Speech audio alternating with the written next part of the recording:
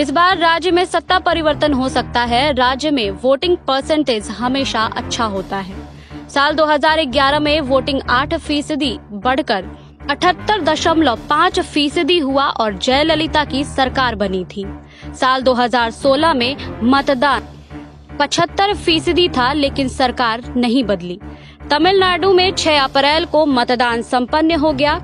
राज्य में 71.69% मतदाताओं ने अपने मताधिकार का इस्तेमाल किया।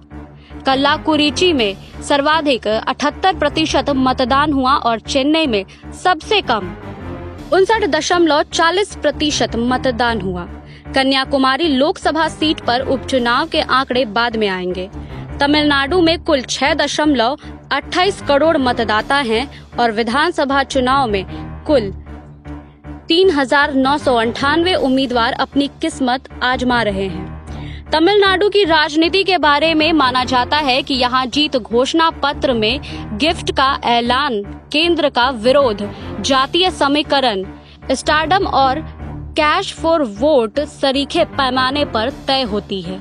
इन 5 मानकों में से केंद्र का विरोध और घोषणा पत्र के जरिए फ्री गिफ्ट के मुद्दे पर डीएमके स्पष्ट रूप से आगे है, लेकिन स्टारडम के मामले में दोनों दलों की हालत एक जैसी है। वहीं बात जातीय समीकरण की करें तो एआईएडीएमके कुछ आगे नजर आ रही है, लेकिन आखिरी परिणाम को लेकर राज्य की राजनीति का विश्लेषण करने वाला दुविधा में है। वहीं बात कैश फॉर वोट की करें तो इस मामले में एआईएडीएमके आगे है।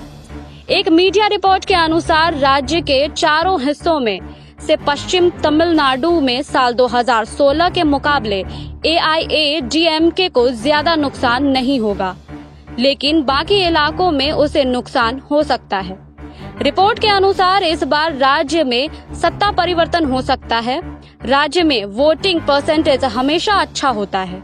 साल 2011 में वोटिंग 8% बढ़कर 78.5% हुई और जयललिता की सरकार बनी थी।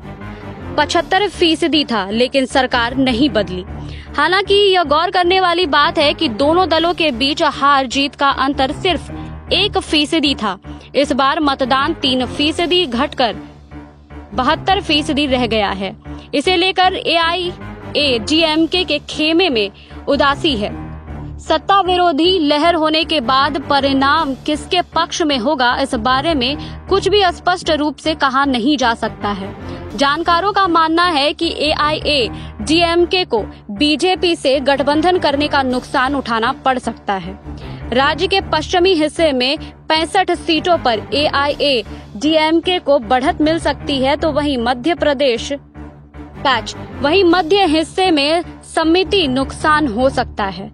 बात उत्तर और दक्षिणी हिस्से की करें, यहाँ भी एआईएडीएमके को नुकसान हो सकता है। अगर 5 मानकों की बात करें तो केंद्र के विरोध के मामले में डीएमके एआईएडीएमके से आगे है। हिंदी विरोध केंद्रित राजनीति में डीएमके ने कई केंद्रीय प्रोजेक्ट्स का विरोध किया और जनता के बीच यह संदेश ले गए कि एआईएडीएमके नेता और सीएम ईपीएस केंद्र के इशारों पर काम कर रहे हैं। घोषणा पत्र के जरिए मुफ्त गिफ्ट की बात करें तो कृषि और गोल्ड लोन माफी के चलते एआईएडीएमके आगे रहा, तो वहीं राशन कार्ड गृहिणी को हर माह पैसा देने के मामले में दोनों दल लगभग बराबर रहे। लेकिन डीएमके के घोषणा पत्र में ऐलान किया है कि वह सरकार बनने के बाद पेट्रोल और डीजल के दाम में कमी करेगी। एक रिपोर्ट के अनुसार डीएमके का घोषणा पत्र बहुत लोकप्रिय पाया गया है। इस बार राज्य की राजनीति से करुणानिधि और जयललिता की गैर मौजूदगी का भी असर पड़ा है। इसके साथ ही इस बार स्टारडम नजर नहीं आया। अभिनेता विजयकांत एआईएडीएमके से अलग होकर दिनाकरन के साथ चले गए। वहीं रजनीकांत के बीते साल ही खुद को इलेक्शन पॉलिटिशियन से खुद को पीछे खींच लिए। साथ ही कमल हसन का भी कुछ खास असर दिखा नहीं। बात डीएमके की करें तो यहाँ अभिनेता उदयनिधि स्टेफन पार्टी में हैं, लेकिन उन पर विपक्षी दल परिवारवाद का आरोप लगा रहे हैं।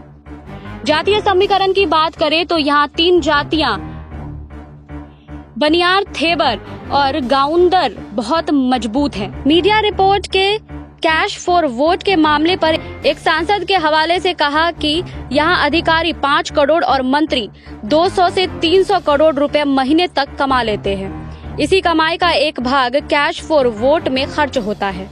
15% मतदाताओं को अपने पाले में खींचने के लिए इन पैसों का इस्तेमाल होता है।